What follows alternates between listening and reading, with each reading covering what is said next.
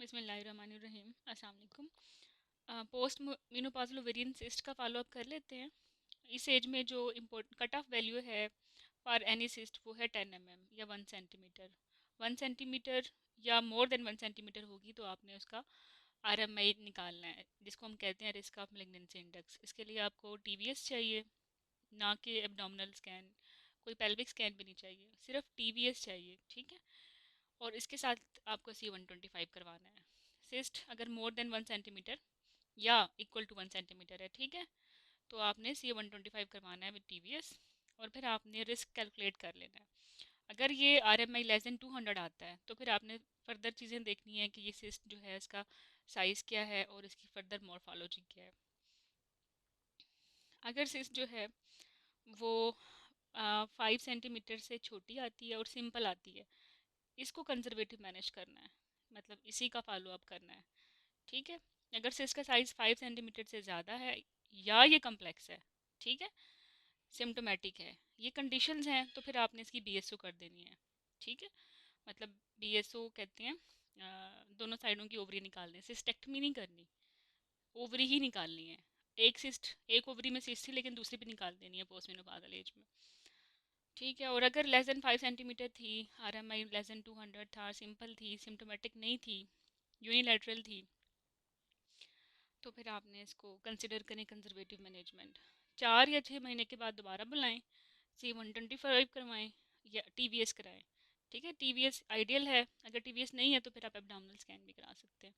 इस पर या तो रिजॉल्व हो जाएगी तो रिसर्च कर दें, या परसिस्ट करेगी तो एक दफ़ा और रिपीट करवा लें। उस पर अगर रिजॉल्व हो जाती है या परसिस्ट करती है तो फिर इसको इंडिविजुलाइज कर लें, बेहतर है कि निकाल दें। और अगर ज़्यादा हो जाती है या फीचर्स चेंज हो जाते हैं, दोबारा RMI कैलकुलेट करें और जो है आप इसको इंटरवेन कर लें। अगर लेस देन 200 है तो BSO, मोर देन 200 है तो फिर इधर आ जाएं। ठीक है। मोर देन 200 पे फिर आपने एक और एडिशनल इन्वेस्टिगेशन करवानी है और वो है CT स्कैन। CT करवा लिया। CT के बाद आपने MDD रिव्यू कर लिया। अगर लो लाइक्लीहुड ऑफ ओवेरियन मेलिग्नेंसी है तो लेप्रोटमी और स्टेडिंग लेप्रोटमी कोई भी सुइटेबल गायनेकोलॉजिस्ट कर देगा। लेकिन अगर हाई जो है पॉसिबिलिटी है इसकी मेलिग्नेंसी की, तो फिर आपने इसकी ट्रेंड ऑन्कोलॉजिस्ट से ही स्टेडिंग लेप्रोटमी करवानी है। ठीक है। RMI कैसे कैलकुलेट करते हैं? अल्ट्रासाउंड के फीचर्स हैं, कोई फीचर नहीं है तो ज़ीरो है, एक फीचर है तो 1, और अगर मोर देन 1 फीचर है, जिसका मतलब है 2 से लेके 5 तक, तो फिर 3 नंबर है। मीनोपास का 1 नंबर है, प्री मीनोपास के जो प्री मीनोपास का 1 नंबर है और पोस्ट मीनोपास के 3 नंबर हैं। और C125 जो भी आए उसको मल्टीप्लाई कर दें। ठीक है। इस पे भी काफ़ी MCQs आते हैं। अच्छा, आयोटा की भी एक और सेकंड क्लास है। रिस्क ऑफ मेलिग्नेंसी इंडेक्स जो है वो सबसे यूनिवर्सल और एक्सेप्टेड स्कोरिंग सिस्टम है। उसके बाद जो है वो आयोटा है। इसमें B और M रूल्स होते हैं। B रूल्स में यूनिलोकुलर सिस्ट का होना है, प्रेजेंस ऑफ सॉलिड कंपोनेंट और लेस देन 7 mm होने चाहिए इसको, presence of acoustic shadowing, smooth multilocular tumour with largest diameter 100 mm या 10 सेंटीमीटर, और कोई ब्लड फ्लो नहीं है। M रूल में इरेगुलर सॉलिड ट्यूमर है, एसाइटीज़ है, 4 पेपिलरी प्रोजेक्शंस हैं, और इरेगुलर मल्टीलोक्यूलर सॉलिड ट्यूमर है विद लार्जेस्ट डायमीटर 10 mm से ज़्यादा, 100 mm से ज़्यादा, 10 सेंटीमीटर से ज़्यादा, एक ही बात है, या प्रोमिनेंट ब्लड फ्लो है। अगर ये फीचर्स आ जाते हैं पॉजिटिव तो फिर क्या करना है आपने, कोई भी M रूल आ जाएगा तो फिर आपने MDT में ले जाना है। ठीक है। स्कोरिंग सिस्टम जो है काफ़ी सारे हैं। आयोटा जो है ये टिपिकल जो है अल्ट्रासाउंड डिपेंडिंग एक्सपर्टीज़ है, किसी को अच्छी आती है तो तभी करना है। ठीक है। और जो RMI है ये most utilized widely available validated effective triaging system है for women with suspected ovarian cancer, चाहे वो प्रीमेनोपाजल है चाहे वो पोस्ट मेनोपाजल है। Although RMI score with threshold 200 हम लेते हैं, लेकिन कुछ यूनिट्स जो हैं वो 250 भी लेते हैं। CT करवाना है इसका अगर RMI मोर देन 200 है। ठीक है। अच्छा, जो TVS पे सिंपल सिस्ट होती है वो कौन सी होती है? जो राउंड या ओवल शेप्ड की हो, जो थिन हो, जिसमें पोस्टीरियर कास्टिक इन्हेंसमेंट हो, जिसमें एनेकोइक फ्लूइड हो, जिसमें सेप्टेशन या नोड्यूल्स ना हो। और जो कॉम्प्लेक्स सिस्ट है वो क्या होगी? जिसमें सेप्टेशन हो, जो मल्टीलोकुलर हो, जिसमें सॉलिड नोड्यूल्स हो, जिसमें पेपिलरी प्रोजेक्शंस हो। अच्छा, प्रीमेनोपाजल ओवेरियन सिस्ट में क्या करना होता है? प्री मेनोपॉज ओवेरियन सिस्ट में जो है वो बिनाइन ओवेरियन कुछ सिस्ट होती हैं और बिनाइन नॉन ओवेरियन सिस्ट होती हैं, प्राइमरी मेलिग्नेंट ओवेरियन सिस्ट होती हैं और सेकेंडरी मेलिग्नेंट ओवेरियन। ओके, तो टाइप्स ऑफ एडेनोक्सिल मैसेज में जो बिनाइन ओवेरियन सिस्ट हैं, functional endometriomas, serous cyst adenoma, mucinous cyst adenoma और मैच्योरोटेराटोमा हो जाते हैं। और नॉन ओवेरियन में लाइक ट्यूब्स की भी आ जाती हैं, जैसे हाइड्रोसेल्पिंग्स आ गई, एब्सिस आ गई, पेंडिकुलर एब्सिस आ गई। ठीक है, तो ये डिफरेंशियल्स हैं। अच्छा, what blood test should be performed? Serum C125 नहीं करवाना अगर सिंपल सिस्ट है ना। हाँ, अगर कॉम्प्लेक्स सिस्ट है, एज अंडर 40 ईयर है, तो फिर आपने LDH करवाना है, अल्फा प्रोटोप्रोटीन करवाना है, बीटा SG, ये सब चीज़ें करवानी है कॉम्प्लेक्स में। ठीक है, क्योंकि पॉसिबिलिटी जर्म सेल ट्यूमर्स की ज़्यादा होती है। अच्छा, C125 is not necessary when a clear ultrasound diagnosis of a simple ovarian cyst has been made. ठीक है, अगर सीरम C125 करवाना है, लाइक कॉम्प्लेक्स सिस्ट है, जर्म सेल एक्सक्लूड हो गई हैं, मतलब जर्म सेल ट्यूमर नॉर्मल आ गए हैं, तो फिर इसका जो अगर ये लेस देन 200 है तो आपने फर्दर इन्वेस्टिगेशन करनी है कि कोई एंडोमेट्रियोमा तो नहीं बना हुआ। बट अगर मोर देन जो 200 होती है ना, वो ज़्यादा चांसेस होते हैं कि मोर देन 200 हो। ठीक है, या सीरियल मॉनिटरिंग पे जो रैपिड रैपिड राइजिंग ट्रेंड है, तो ये लाइकली है कि ये मेलिग्नेंसी हो सकती है। ठीक है, तो सीरम 125 मोर देन 200, डिस्कशन करनी है इसमें आपने ना कि ये इसका सीरियल करवाना है, ट्रेंड देखना है। तो प्रायोरिटी ट्यूमर मार्कर की कैसे होगी प्री मेनोपॉजल एज में या यंग एज में, कि आपने सिस्ट देखनी है कि सिंपल है या कॉम्प्लेक्स है। सिंपल है तो कुछ भी नहीं करवाना। ठीक है, 5 to 7 सेंटीमीटर की है तो एनुअल फॉलोअप करना है विदाउट डूइंग एनीथिंग। और अगर कॉम्प्लेक्स है एट एनी साइज तो आपने ट्यूमर मार्कर करवाने हैं जर्म सेल के लिए प्रायोरिटी में। वो नॉर्मल हैं तो फिर C125, और अगर वो लेस देन 200 है तो फर्दर डिफरेंशियल रूल आउट करें, जैसे PID एंडोमेट्रियोमा। और अगर मोर देन 200 है तो फिर ट्रेंड देखें कि रैपिड राइजिंग है या नहीं, और अगर ये है तो फिर इसको MDD में ले जाएं, मल्टी डिसिप्लिनरी टीम में। अच्छा, इसके बाद क्या करना है? What is the best way to estimate the risk of malignancy? ये आपका वाइवा क्वेश्चन भी है, ये आपका थ्योरी क्वेश्चन भी है। एट एनी एज, ये अब ये पोस्ट मेनोपाजल की बात नहीं कर रही है, गाइडलाइन जो है मैं आपको प्री मेनोपाजल की बता रही हूँ। तो उन्होंने बोला है कि एस्टिमेशन जो है वो रिस्क ऑफ मेलिग्नेंसी का एसेंशियल है for assessment of an ovarian mass. और एट प्रेजेंट जो RMI है ये मोस्ट वाइडली यूज्ड मॉडल है। ठीक है, तो एट प्रेजेंट तो RMI करना है ना, बट रिसेंट स्टडीज आ रही हैं आयोटा की, दैट इज़ सेकंड प्रायोरिटी। तो अगर यंग एज में भी आपने मेलिग्नेंसी की के लिए स्कोरिंग करनी है तो वो RMI ही है। तो उसके लिए क्या करवाना पड़ेगा? TVS और C125। ठीक है, अगर कोई MCQ या कोई क्वेश्चन वाइवा का ऐसा आता है कि how you will score any ovarian cyst which is complex, कौन सा सिस्टम यूज़ करना है स्कोरिंग का, तो वो रिस्क ऑफ मेलिग्नेंसी इंडेक्स ही है एट एनी एज। ये फॉलो अप आ गया। ठीक है, अगर 5 सेंटीमीटर से कम है तो कुछ भी नहीं करना, do not require follow up. ये खुद ब खुद 3 साइकिल के अंदर रिजॉल्व हो जाती है, इनमें OCPs देने की भी ज़रूरत नहीं है। लेकिन अगर 50 to 70 mm है या 5 to 7 सेंटीमीटर हो गई, तो फिर इसका आपने क्या करवाना है? ईयरली अल्ट्रासाउंड, मतलब ईयरली भी सिर्फ अल्ट्रासाउंड करवाना है, ट्यूमर मार्कर नहीं करवाने हैं इनमें, क्योंकि सिंपल सिस्ट है ये। कॉम्प्लेक्स सिस्ट में तो हमने बात ही कर ली कि ट्यूमर मार्कर करवाएंगे, अगर वो रेज आ गए तो MDD में चलेगी, बस बात ख़त्म। राइट। अच्छा, ऐसी सिस्ट जो मोर देन 7 सेंटीमीटर है या जो कॉम्प्लेक्स है बट ट्यूमर मार्कर जिसके नॉर्मल आ गए, उसमें आप लेप्रोस्कोपी करेंगे, उसको निकालेंगे। ये बेहतर, ये जो है slightly more better than keeping it conservative. ठीक है, आगे क्या है? हाँ, लेप्रोस्कोपिक अप्रोच कब करनी होती है?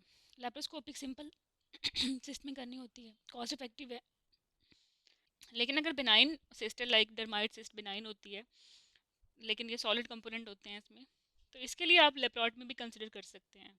ये वो वाहिद सिस्ट है जिसको हमने कोशिश करनी है कि इंटेक्ट निकालें। लेप्रोस्कोपी में अगर ये पॉसिबल नहीं है तो you can go for laparotomy, वरना हर बिनाइन ओवेरियन सिस्ट में लेप्रोस्कोपी जो है वो बेहतर है। सिस्ट का साइज़ बड़ा भी है तो आप एम्ब्लाइकल पोर्ट से निकाल लें। अच्छा, ये यंग एज, ये जो छोटी बच्चियाँ होती है एडोलिसेंट में, अगर उनको कोई सिस्ट आ जाए, ये टोक का रेफरेंस है, इस पर कोई गाइडलाइन नहीं है। तो जिसकी कोई गाइडलाइन नहीं होती फिर उसको हमें टोक पे ही फॉलो करना पड़ता है। तो इसमें जो सिस्ट का साइज़ है ना, वो जो है 3 टू, ये समझ लें कि हमने यंग एज में 5 to 7 किया था ना, तो एडोलिसेंट में ये 3 to 7 है। ठीक है, अगर 3 to 7 सिंपल सिस्ट है तो क्या करना है आपने, अगर वो एसिम्टोमेटिक है तो ट्रांस एब्डोमिनल अल्ट्रासाउंड करवाना है, क्योंकि एडोलिसेंट गर्ल्स तो अनमेरिड होती हैं, टीवीएस पॉसिबल नहीं है। तो ट्रांस एब्डोमिनल पेल्विक स्कैन करा लें। ठीक है, और उसके बाद क्या करना है, 3 मंथ के बाद दोबारा करवा लें। ठीक है, अगर रिजॉल्व हो गया तो ठीक है, परसिस्ट करता है तो फिर आपने इसमें एसिम्टोमेटिक है, सिंपल है तो ट्यूमर मार्कर करवाने हैं या एमआरआई करवाना है।